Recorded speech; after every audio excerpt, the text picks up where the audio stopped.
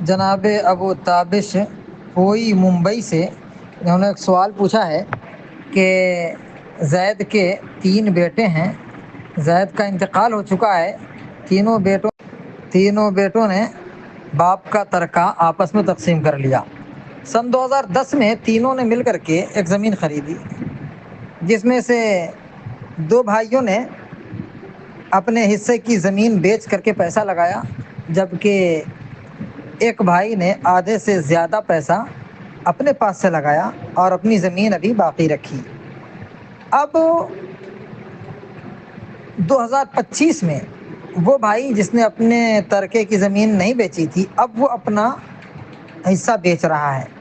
تو آیا اس حصے میں ان دونوں بھائیوں کا حق ہے یا نہیں؟ کیونکہ وہ دونوں بھائی کہہ رہے ہیں کہ ہمیں بھی اس میں سے حصہ چاہیے، اس لیے کہ باپ کی وراثت ہے۔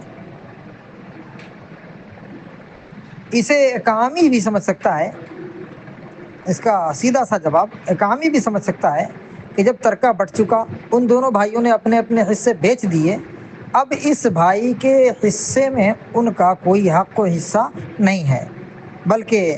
یہ جو زمین موروثی اس نے بچا رکھی ہے، یہ اس کا اپنا حق ثابت ہے